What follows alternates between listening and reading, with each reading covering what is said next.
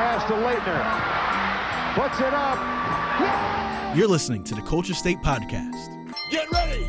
Woo! All right, everybody. This is another great episode of the Culture State Podcast. I am Chris Lee. That is my man, Dennis Jamel Cox, right over there. On my box shoulder, my right shoulder on the box. My left, that's fine. Weird.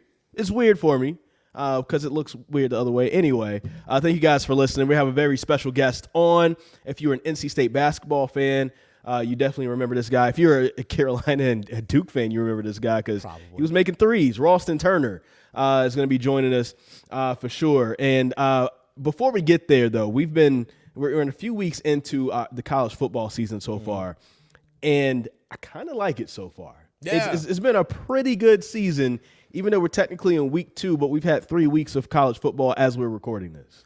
It's been fun, and the most fun part, App State did it again. App State did it again. Absolutely now, love it. I remember I've heard of App State, but the biggest thing that I remember growing up, 2007, the game of the Big House where they upset Michigan. And they were an FCS school back at the time, 1AA. They weren't even at the FBS level. So they weren't even playing 1A football at the time. They were just playing 1AA. And they upset Michigan in the Big House. I remember being in college watching highlights. My friends were like, yo, this team, Appalachian State or whatever. I was like, no. I was like, first of all, it's Appalachian State. I was like, I'm in Virginia. I was like, you should know this. It's Appalachian State. But, this no-name team just upset Michigan in the Big House. And it was a big, massive deal. And App State has had its run of just being consistently very good football and special for its level and everything. But then, dang it, they did it again. They went down to Texas A&M, number 6 in the country, and they beat them. And the final score only says 17-14, but they beat them. Yeah. Like, goodness. They beat them. It was awesome. And the fact that College Game Day is going to be out at Boone, once again, back on the map, North Carolina as a state. I do want to say this for those who haven't listened to us yet on Culture State Saturday. Make sure you listen to it every Saturday, 10 to noon on 99.9 The Fan or WRLSportsFan.com or WRL Sports Plus where you can watch it. Dennis, you were really down on this past week in college football. I was like, no. It's going to be a better week than what you think. And I just have to say, tell me that I was not right when I said that. Well, okay. I was anticipating because week 1 was, especially in this state, was just off the charts great. Because you had the App UNC game, the ECU NC State game, the Aggie Eagle Classic, all taking place on one day, and all those games were great. It was the best ever. It was especially just if you look at just the state of North Carolina as a whole, it was flat out amazing. That's not even getting to a national scale. So I'm thinking there's a come down from that. There really is. Now, okay, you look at NC State playing Charleston Southern, whatever, but UNC was on the road. But then App pulls that upset. Then UNC was in a dogfight themselves. They pull out a win. So, yeah, it was a fun weekend. Duke had a pretty fun game against Northwestern as well. Oh, yeah. Yes, Duke did. Duke actually got a very good win. So, yeah, but overall, I was thinking, man, this weekend is not going to live up to week 1. Now, week 1 is just that's the bar in terms of this state. But it was, week 2 was still a pretty great weekend. And like we talked about, the App State win, once again, it's 15 years ago, almost to the day, App State did it again. This is awesome for the state of North Carolina. The football collegiately has been great the first few weeks of the year in the state of North Carolina. For a state that's known for basketball, the football's been great.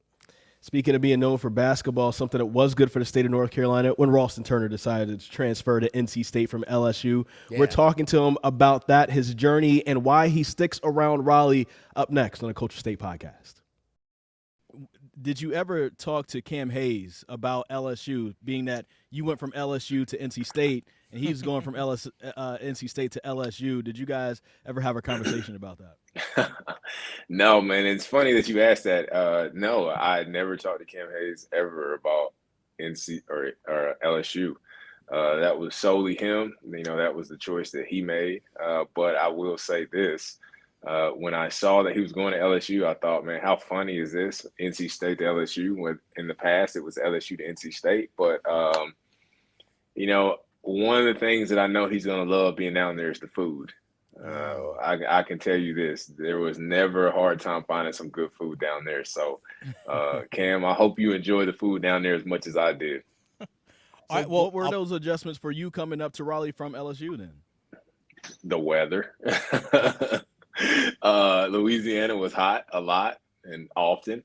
And then I got up here, and all of a sudden the leaves are changing, and it gets cooler a little quicker. And Get seasons. you get all the seasons, So that part was the first thing that I noticed when I got here. But, just everything, man. I mean, even outside of that, just coming into NC State, it was new for me. I was just curious, how it was going to be going to a new school, because I had in my mind envisioned that I'd be at LSU for my entire time.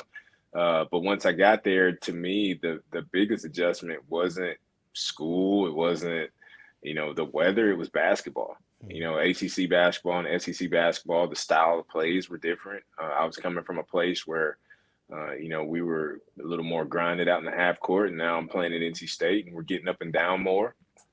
Obviously, the league was really strong. So that was one of the things that intrigued me about it, and I loved that part about it. But, I grew up in Alabama. I went to school at LSU, two places that really loved their football. And then I get to NC State, and it's like, all this support for the basketball team. And that was also different for me too, because, I had never seen people be so passionate about basketball. So that's what really sticks out to me. I've never been to Baton Rouge, just flying through. I don't know if you could really count that, but I've never actually had a chance to just stay there and just, and take in the differences as far as the culture. When you think about the cultural differences, and you spoke a little bit about it, where the basketball team is at the forefront versus, the football team, how it was at LSU, were there certain cultural shocks for you being in Raleigh, and how different things were than where you were before? Man, to be honest, the culture shock sort of happened when I got to LSU. Okay. So Raleigh was more like where I was at home, right? So I am from North Alabama. I'm from the northwest corner, so we're close to Tennessee, the top of Mississippi. And so Raleigh was more like North Alabama than it was like Louisiana. When I left home to go to Louisiana, that was a culture shock for me, because, obviously we talk about, the types of people, and you go down there, and because the population's so diverse, I mean, Creole, that's, I first learned what Creole was, right? Yeah. You got people, they look white, black, they just look like normal person. I'm like, okay, well, you're African American. No, I'm Creole. Okay, you're a Caucasian person. No, I'm Creole. I'm like, okay, well, what is Creole? And it's just like this mixture of everything. So that was the first thing. Obviously, with the food and it being down there in the Gulf, seafood is really big. I'm starting to eat these new dishes, boudin balls, and etouffees and the gumbos and all the seafood that I could think of. Man, it's making me hungry just thinking about it. But it's like their culture. I call it unique. It was fun, but it's unique, and it's hard to find another place in America that is like that. How much do you miss the beignets? I could go down I could make you a list and just send you a list of probably 10 things that I really do miss. Do it. Okay, so I got my first taste of Cajun food, I guess you could say, when I went down to the Final Four in New Orleans this past spring. And so it was my first taste of ever being down in that area, and it was a culture shock for me. Did you have to adjust to all of the Cajun seasoning, literally everything having Cajun seasoning? Well, every time I see something that says blackened fish, blackened whatever, I'm like, man, that's so Louisiana, because it's just it's a thing there, man. And so I didn't have to get used to the seasoning, although I did have to get used to the spice a little bit, because it seems like everything has like this little kick to it, right? So you want to go eat you some French fries, and at the table, instead of them having like regular sea salt, they got like this Louisiana Cajun seasoning that you could throw on the fries. And I mean, it's so good, but it's got the kick to it. You know what I mean? Oh, yeah. And then you get, everything. It's got like this little kick, right? And so I think for me, like coming from Alabama, we think of barbecues, soul food Sundays. Down there, it's the crawfish bowl. It's the seafood bowl. And so you've got this pot with all this, seafood in it. They got the corn in it, the potatoes in it. They done mixed it with the spicy juice. And it's just all coming out together. And it's like, man, like I love this stuff. So, just a little bit. I had to adjust to some of the seasonings, but I mean, I like food. So as long as it ain't too hot, I'm good. Well, let's talk about a little bit of basketball for someone who didn't grow up in the North Carolina area. I'm sure that you were familiar from afar with Duke, Carolina, NC State, Carolina, NC State, Duke, and everything in between. When you had a chance to actually witness that as a player, you go into these atmospheres with PNC Arena, and when you have the big rivalry game, then you get a chance to go to Cameron Indoor Stadium, also the Dean Smith Center. Like, what was that like in the adjustment for you seeing that up close?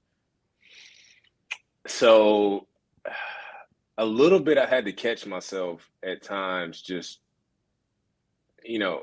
I've always said when you play at these places, especially like these prestigious programs and historical programs, I mean, you can kind of psych yourself out before the game even starts just because you're like oohed and ah about everything else, right? And so that was one of the things that especially I think it helped my being a redshirt one year, that I got to like take some of this stuff in instead of just immediately walking into it. Now, obviously, when the game would have started, I think I would have been just fine. But, I grew up in the South where basketball was secondary.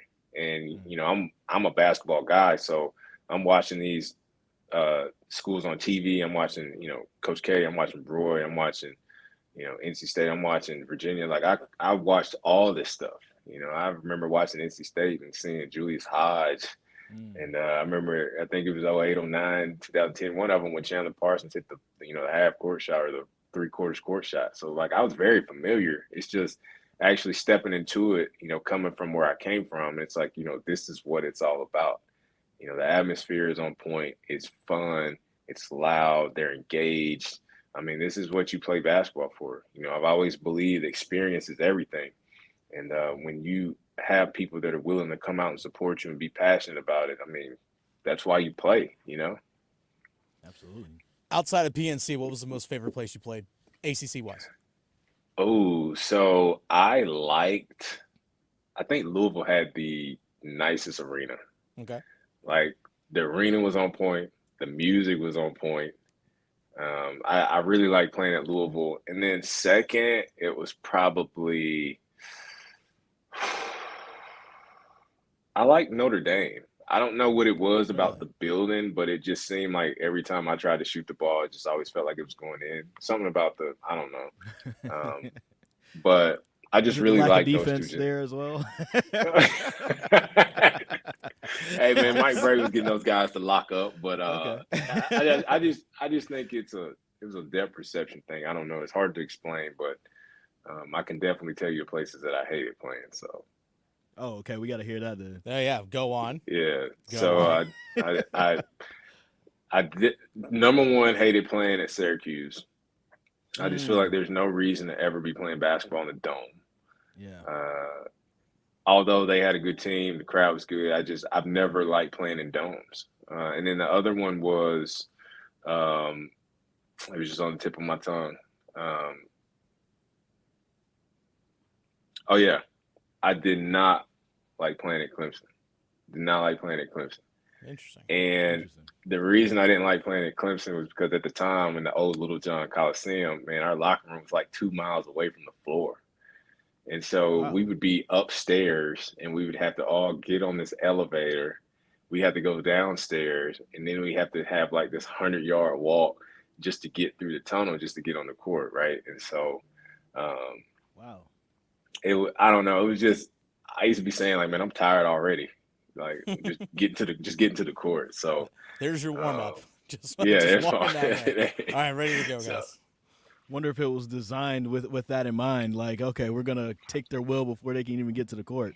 It's crazy. I don't know, man. It's a good question. The Pack of Wolves NIL initiative, I know you're a part of it, and NIL is a big thing. So I guess this is going to be kind of like a double question. One, can you imagine what it would have been like if you would have had, the ability to take part in NIL? But secondly, like with your involvement with this, what are your personal goals and some of the group goals to try to help create this atmosphere for folks to be able to come to NC State, but also have the access to be able to make as much money as they can as they're still playing college ball? Sure. So immediately, I'm jealous. It seems like I got out of college, just before or at the wrong time. I missed out on all this, but I think I think I would have greatly benefited from NIL, as a lot of us would have, right? I mean, I can remember, especially being a sophomore at LSU. I'm walking around, I'm seeing all these little 22 jerseys walking around all over the place, and I mean that's something right there, right? Mm-hmm. But also, I'm just thinking of guys like I played with a guy named Richard Howell. Richard Howell, had some merchandise with Beard Gang. It's called Beard Gang because he had this beard and it had like the silhouette of his beard. You can remember, like they had the silhouette of James Harden's beard. It was something similar to that. And I'm just looking at that and thinking to myself, like, how much compensation could Richard have made off of the Beard Gang brand? Because it was popular, right? Mm-hmm. And so now, fast forward a few years later, I'm involved in the Pack of Wolves NIL deal. And really, my whole goal and objective is to just help them understand what else comes with NIL. So my day job is a financial advisor, right? I'm not allowed to give tax advice, but there are some things about this NIL deal that you need to understand. For example, you do have to pay taxes on the money. And if it's a gift and not cash, you still owe taxes, so you need to go speak to a tax professional so they can help you navigate this, because when the IRS comes knocking on your door, I don't want anything to do with you. So it's just about education to me. The Pack of Wolves, they've got all these support systems where they're trying to help the guys get NIL deals and get deals, that make our university attractive and help guys to put themselves in the best position to, just really have a great experience. But I think there's the other side to it that's like, all right, now let's talk about what you really need to do to make sure that you're set up for success. We don't want anything coming back to bite you. We don't want anything holding you back in the future. So, really, this is your first chance at being an entrepreneur, if for better lack of term. You're learning things right now that I didn't learn. You're learning about the taxes. You're learning how to position yourself as a brand. You're learning what it's like to mingle with other business owners and potentially even learn about these lessons that once you get out of college, they're going to be crucial, right? Some of these same folks that you see every day are going to be some of the guys in the future that's going to give you your next opportunity. So across the board, I think NIL presents a lot of great opportunities. All right, real quick for people that may not fully understand what a collective is, and if you can explain not only what the collective is, but how athletes at NC State take advantage of it, and how do they use it? Because a lot of people think of a collective and it's like, oh, there's just this pool of cash that's just sitting here for athletes when they show up, and that's not really what it is. Mm-hmm.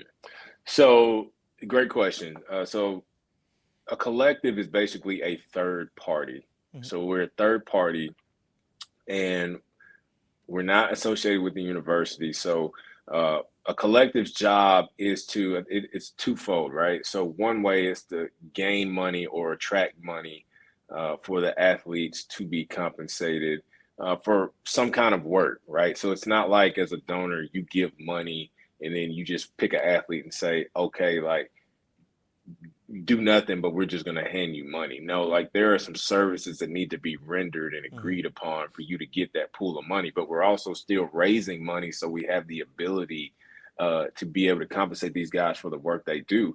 And then the other side to it is fostering deals, right? So we would like to work with help brand and help, for better lack of term, help promote you to these businesses, get you around business owners to help you get some of these deals. So my role in all of this is on the advisory board. So I'm more on the, I give advice and perspectives from an athlete's point.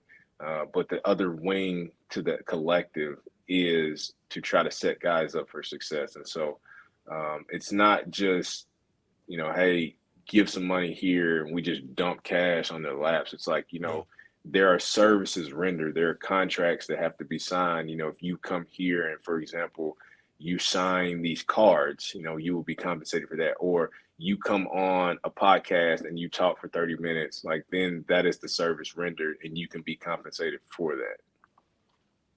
It's very interesting. Along with that, like, you're doing that work here in Raleigh. You're also doing, things with the youth basketball in Raleigh. That's how we actually met in person. And then also just with your job, you say you're a financial advisor, but that's something where you can go anywhere. Why stick around in Raleigh? What is it about the area that makes you want to be here and still be involved and still want to reach back to the community? So interesting story. When I came here on my visit, so this is May of 2012, and I stepped off the plane in Raleigh and I was riding to the hotel. When I left Raleigh that weekend, I remember saying to my mom, like, I could do this. Like, I can do Raleigh. I'm fine with Raleigh. I think I could live in Raleigh. And so, one of the good things about Raleigh is when people graduate from the universities, a lot of them, it's a viable option to stay here because there are options outside of just school. Some college towns, you go to school, you graduate, you go elsewhere. It might be 2 hours down the road, but you go elsewhere. You don't stay there. But the good thing about Raleigh is, and all the opportunity here, it gives opportunities for graduates to stay here. So I thought that was really appealing. Secondly, again, we ain't even talking about the last 10 years. We can talk about the last 5 years, just the growth that I've seen within the city and just where it's going to go. So now we're talking about a city that's growing and that's vibrant. Obviously, my love for NC State, wanted to be able to take advantage of the university and be able to go to events. I love going to the football games. I love going to the basketball games. I love supporting Wolfpack athletics. So that was also appealing to me. And so I just, Raleigh has always been like that second home. It's always felt like home for me. So when I had an opportunity to come back here, it wasn't hard at all. Well, it's definitely a good place. That's for sure. It's a place Yeah, I we love. like it. It's pretty cool. Yeah. It's not as hot, as New Orleans or Louisiana as a whole. It's a little bit better in that regard. And we have barbecue.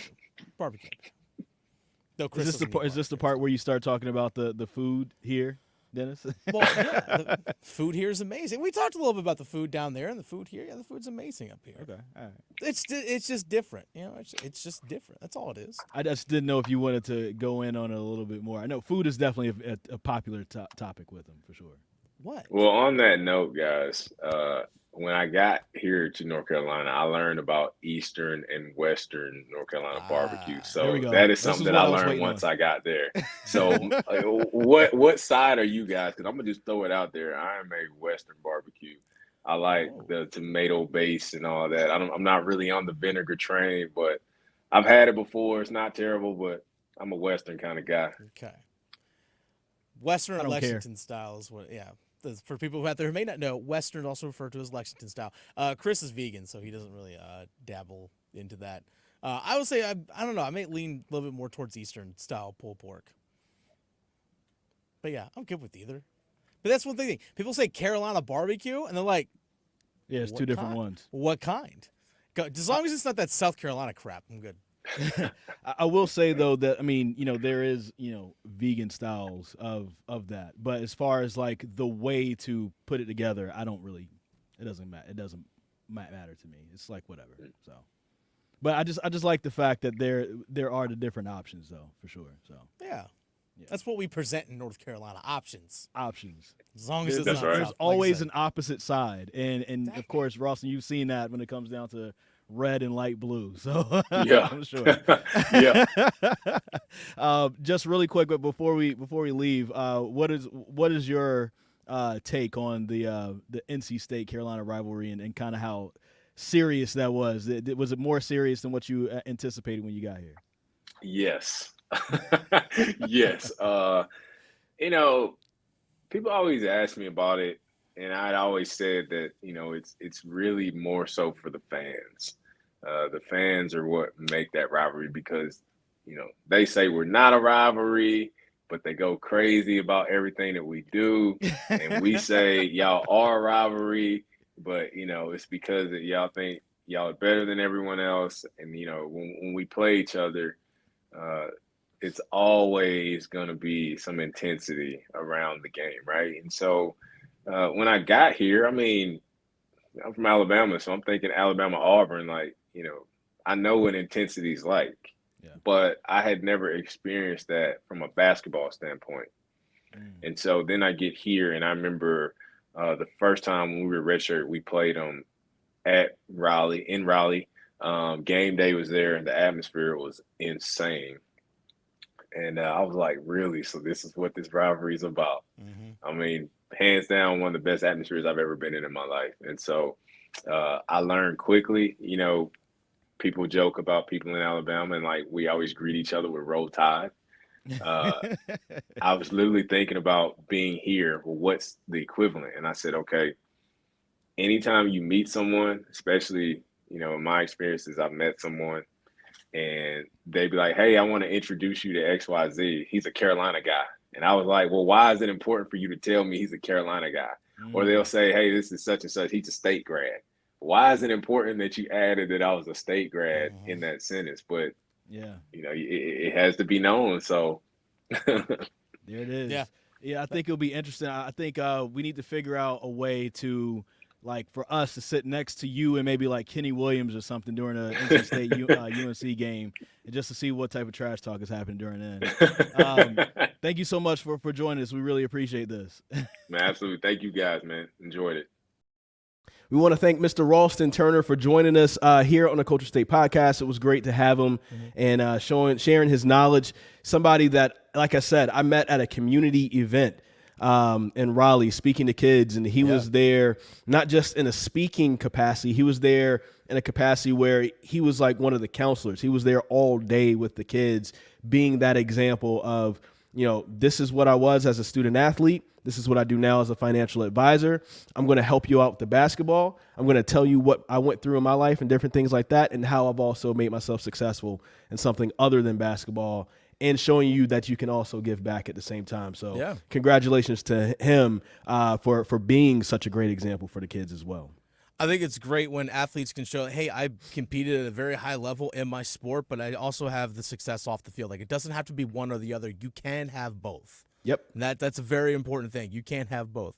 You don't have to have success as an athlete and off the field as a Division III athlete like myself. That's what I was.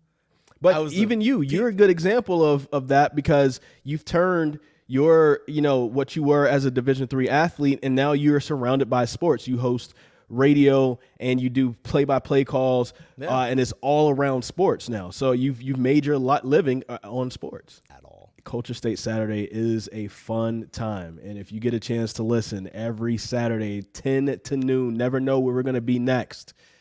And I'm looking forward to being back in studio with you, my guy. Absolutely, man. We need to have a full home game. That's what we need to have. Make sure you follow us at Chris Lee TV, at The Fan Rookie on Twitter, Instagram, also at Culture State Pod on both those platforms as well. Also, check out the video, not only from this podcast, but we post clips from our live radio show on YouTube as well. So make sure you check out 99.9 The Fan's YouTube page. We have a special Culture State playlist channel thing inside that. So it's all the videos you want to go check out, all previous episodes, any clips, fun stuff with us, Chris Breezy, whatever you want to do, you can check those things out on YouTube as well. Hey, yeah. We'll see you next time. Culture State. The Culture State Podcast, part of the Capital Broadcasting Podcast Network, with new shows coming out every Wednesday. Download and subscribe from wherever you get your podcasts, including the WREL Sports Fan app.